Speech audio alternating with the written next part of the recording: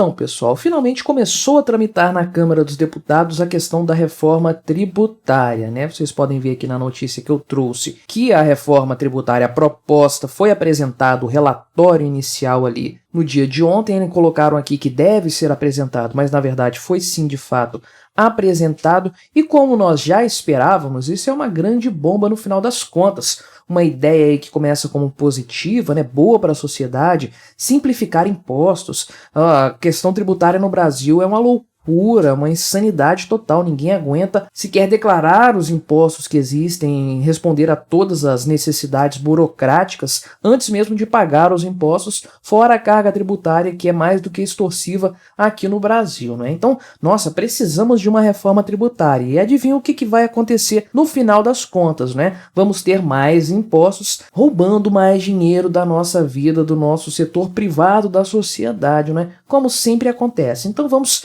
tentar entender aqui do que se trata essa reforma tributária, que ainda está engatinhando, a coisa está muito obscura, e é claro que vai ter um monte de emendas parlamentares no decorrer dessa tramitação, né? Não se esqueça, deixe o seu like e o seu comentário neste vídeo, se inscreva no meu canal se você ainda não for inscrito, se você quiser colaborar financeiramente aqui com este meu modesto trabalho, clique no botão valeu demais aí embaixo com valores esporádicos, você me ajuda bastante dessa forma, pode ter certeza disso. Então o deputado Aguinaldo Ribeiro do PP da Paraíba foi o relator dessa reforma tributária aí e apresentou de fato aqui no dia 6 de junho, conforme previsto aí, o relatório preliminar da reforma tributária. Então tem alguns pontos aqui que merecem destaque. Reitero que vai ter muita coisa mexida nessa história, tem muitos interesses a serem sanados, muita gente querendo roubar dinheiro da população e grupos bem posicionados querendo aí ter algum tipo de benefício, ter algum tipo de subsídio nessa história, não é?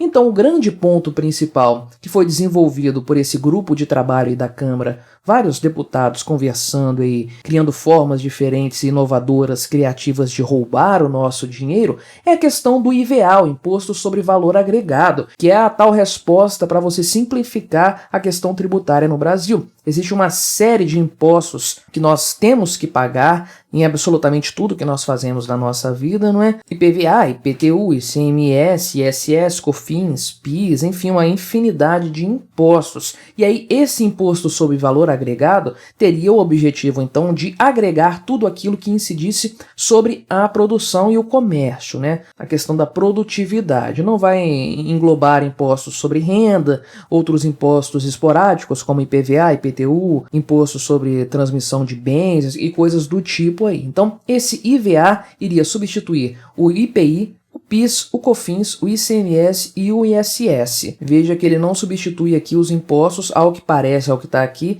que incidem sobre o lucro, né? O IR e a CSLL. Então a coisa já começa um pouco manca nessa história aí. Mas esse aqui é o ponto que é um grande consenso, então, dessa reforma tributária. Afinal de contas, eles têm que apresentar algum ponto positivo nisso aí. Esse ponto positivo vai ser juntar tudo numa guia só, numa única declaração, mas sem reduzir isso aí naturalmente. É só simplificar a questão do recolhimento desses tributos. Porém, não tão bem quanto nós esperávamos que fosse. Por quê? Porque conforme apresentado no relatório desse grupo de trabalho, nós teremos o imposto sobre valor agregado dual, ou seja, é um imposto único, só que é dual. São dois impostos, na verdade, né? Então teríamos dois impostos diferentes para centralizar os 5 tributos sobre consumo que existem hoje. Então nós teríamos os tributos federais aí, que são IPI, PIS e COFINS, que vão formar o IVA federal, e por outro lado nós teremos aí o ICMS e o ISS formando o IVA subnacional. Então são dois tributos diferentes aqui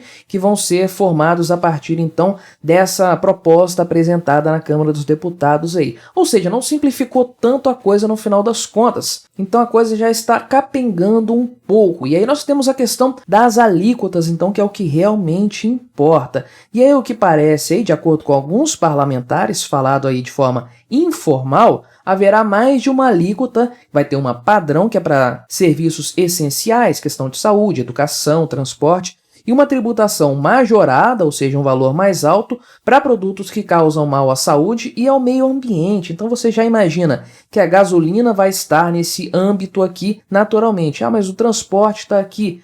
Como é que uma coisa dialoga com a outra, eu ainda não sei dizer, mas aí refrigerantes, cigarros, alimentos industrializados, enfim, tudo isso aí pode estar envolvido nessa questão da tributação majorada. E esse é o grande pulo do gato dessa história aqui, pelo menos para o Estado. Você reclassificar produtos dentro dessas alíquotas aí, você não precisa mudar a quantidade de impostos, é só você empurrar mais produtos para uma tributação mais alta. E aí qual que é a grande armadilha dessa história? Conforme eu pontuei antes, exceções que são abertas aí por grupos de pressão, pessoal que faz lobby, que tem acesso junto aos parlamentares. Você sabe, quem não tem acesso junto ao Congresso Nacional é o pagador de impostos, né? Mas pessoas ricas, empresários, grandes grupos econômicos, esse pessoal tem acesso direto aos deputados e aos senadores. Então eles conseguem bastante esse tipo de facilitação, esse tipo de benefício. E aí, então, o secretário extraordinário da reforma tributária, que é o Bernard Api, já falou que se forem colocadas muitas exceções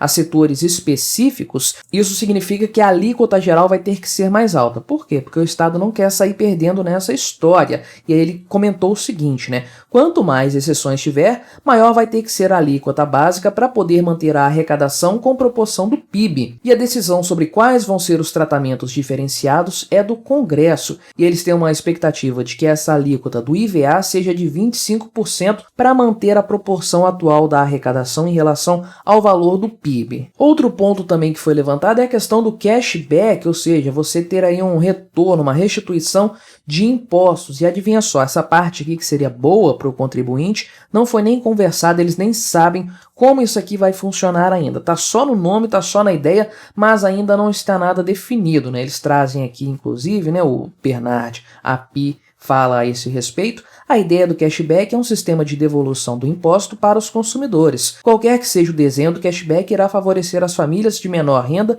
do que as famílias de maior renda. Agora, como vai funcionar isso aqui é um grande mistério. E aí já existe uma série de ideias parlamentares para alíquotas diferenciadas para vários setores, além dos 3 citados anteriormente: saúde, educação e transporte público, coletivo urbano, aviação regional e produção rural também. Eles avaliam a possibilidade da cesta básica ter uma alíquota reduzida, mas não tem nada definido ainda. E eles nem sabem ainda quantas alíquotas vão poder integrar aí essa PEC que vai consolidar a questão da reforma tributária. Vai ter o tal do imposto seletivo que eu mencionei anteriormente, que é uma modalidade de tributo que incide sobre produtos que trazem prejuízo à saúde e ao meio ambiente, como cigarro e bebidas alcoólicas. Mas não só isso, tem um monte de coisa que causa prejuízo à saúde. E aí, como é que vai ficar nessa história? Vamos ter impostos sobre sedentarismo agora? E aí eles vão criar um IPVA para veículos aquáticos e aéreos de uso particular e recreativo, além de uma cobrança progressiva conforme o impacto ambiental negativo do transporte. Ou seja, isso é algo que não existe atualmente, é um imposto que está sendo criado por essa reforma trabalhista,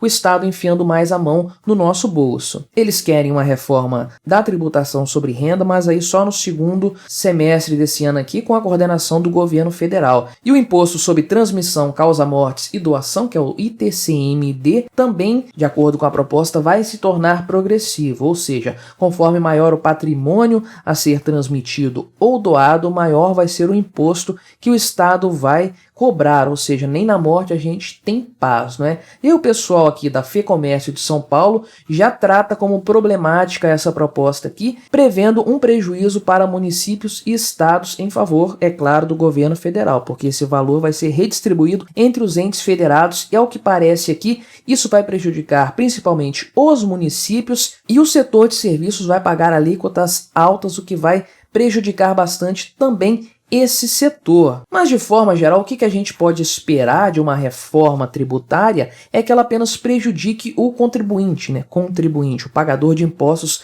que somos todos nós, os otários que fazemos essa máquina girar, essa roda continuar rodando aí. Toda a reforma tributária existe para aumentar a arrecadação do Estado e para nos ferrar cada vez mais. Melhor reforma tributária é aquela que não acontece, né? Porque nós nunca vamos chegar na tributação exata que um libertário defende, que é 0% de impostos, uma alíquota zero, né? Isso não vai acontecer. O Estado, enquanto ele existir, ele vai continuar nos roubando, porque é assim que ele se financia. E quando o Estado propõe uma reforma tributária, não é para cortar na própria carne, não é para reduzir o seu tamanho, especialmente se essa proposta de reforma está acontecendo no governo governo do Lula, no governo PT, um governo que quer porque quer arrecadar mais, ganhar mais às nossas custas, um governo que já está propondo aí um arcabouço fiscal que vai acabar com os limites de seus gastos, então ele precisa de mais recursos para tocar aí o seu projeto socialista de poder. O que podemos esperar dessa reforma tributária, então, é que nós sejamos mais roubados no final das contas, como sempre aconteceu, aliás, não tem motivos para ser diferente, para que a história não se repita. É apenas o Estado fazendo aquilo que ele sabe fazer de melhor, que é nos roubar. Mas o que você achou dessa história? Você está animado com essa reforma tributária? Colabore com o nosso debate, deixe aí embaixo o seu comentário, se inscreva no meu canal se você ainda não for inscrito e até a próxima.